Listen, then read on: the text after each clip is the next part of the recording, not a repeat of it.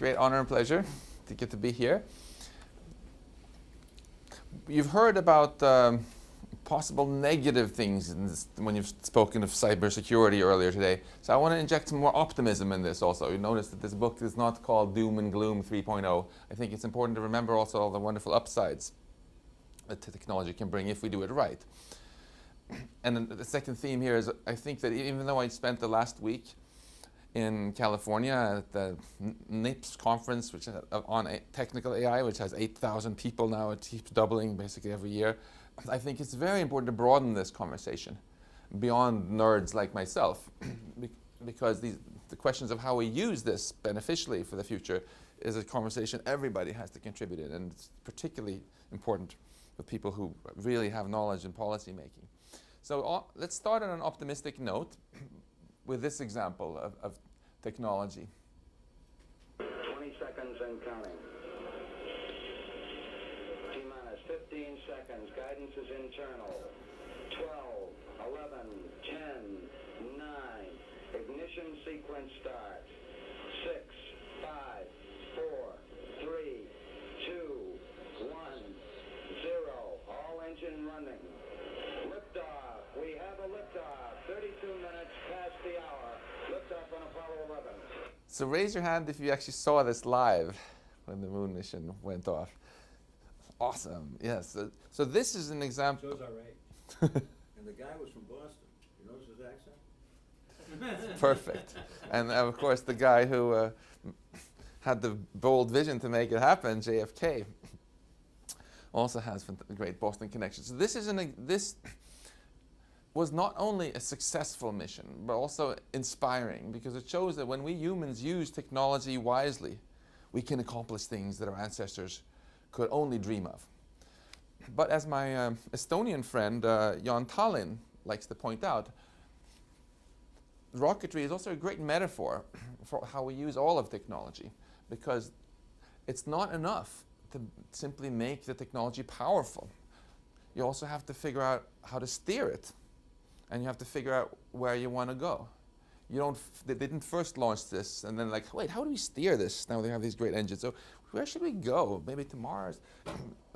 And so in this spirit, I want to talk just for a little bit about another journey powered by something much more powerful than rocket engines, where the passengers aren't just 3 astronauts, but all of humanity. So let's talk about our collective journey into the future with artificial intelligence, the most powerful technology that we will ever have seen. In the grand scheme of things, if we take a step back, technology is incredibly empowering, because we're still stuck on an imperceptibly small little speck here in a seemingly lifeless and dead universe. Yet technology offers us an opportunity for life to flourish, not just for the next election cycle on our little planet, but for billions of years. And there's no shortage of resources either that we have to get stuck quibbling with. So let's, in the spirit of Jan Tallinn, talk first about the growing power of AI, and then a bit about steering it, and then a bit about where we want to go with it. So as you all know, the power of AI is improving dramatically.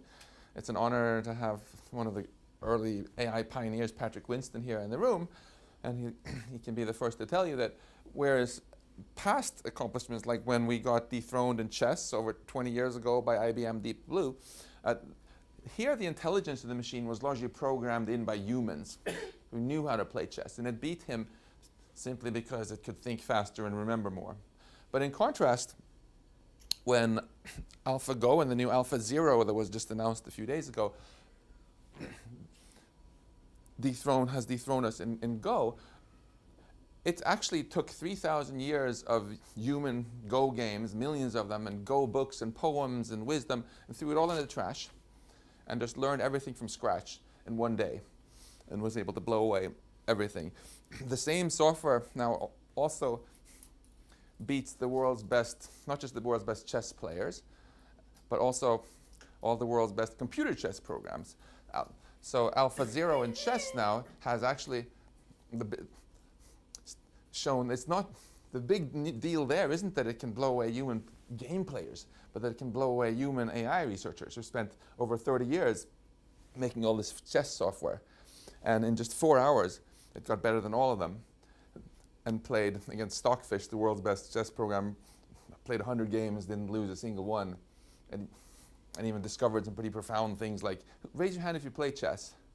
So Sicilian opening, forget about it. Turns out it's no good. The English defense, that's actually the one it uses the most. So that's just one example, and to get a little flavor for simple reinforcement learning at work, you can just look at a computer learning to play a computer game. You see it sucks badly here and misses the ball almost all the time because it doesn't know what a ball is, or a paddle is, or a game is. But just by a very, very simple reinforcement learning algorithm, loosely inspired by our brain, gradually gets better. And pretty soon gets to the point where it won't miss the balls, it's better than I am. And then if you just keep training it, and this is now such a simple thing, I can train it up in my lab at MIT on a GPU very quickly. It discovers something which the people at Google DeepMind who made this didn't know about, which is that if you raise your hand if you actually played this particular game ever. So yeah, then you can drill a little hole at the side of the screen and just start raking up the points, and then it, after discovering this, of course, exploits this again and again and again and again. And it's not just computer games. There's been a lot of progress now with taking robots and or simulated robots and seeing, for example, if they can learn to walk from scratch. They can, even if you don't ever show them any videos of what walking looks like and have no human intervention. You just make it into a game again where they get a point basically every time they move 1 centimeter to the right. It works for bipedal life forms, quadrupeds, all sorts of things. And so this kind of rapid progress obviously begs the question, how far is this progress going to continue? I like to think about it in terms of this landscape of different tasks where the elevation represents how difficult it is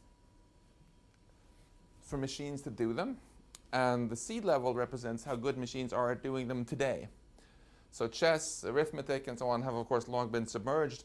This sea level is rising, so we have a kind of global warming going on in this abstract task space.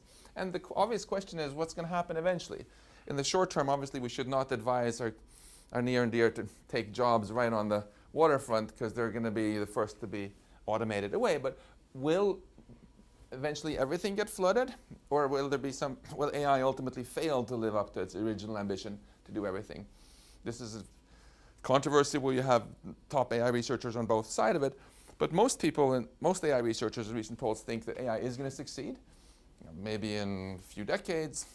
The opinions are very divided. But as long as there's a possibility, it's very valuable to talk in the broader society about, well, what does that mean?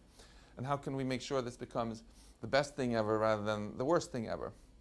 Which brings us to the second part of Jan Thalén's metaphor. How do we steer this technology in a good direction? How can we control it? So in addition to my day job working with Patrick and others at MIT, I founded this little nonprofit, the Future of Life Institute. This is my Estonian co-founder, Jan Thalén, and we're very fortunate to have a lot of great people. And our goal our mission has the word steer in it here. We're optimistic that we can create an exciting future, an inspiring future with technology, as long as we figure out not just the steering part. So specifically, I'm optimistic that we can create an inspiring future with tech, as long as we win this race between the growing power of the technology and the growing wisdom with which we manage it. And here, I think, is a really big challenge for policymaking and for society as a whole, because to win this wisdom race, I feel we need a strategy change. In the past, we always stayed ahead in the wisdom race by learning from mistakes. We invent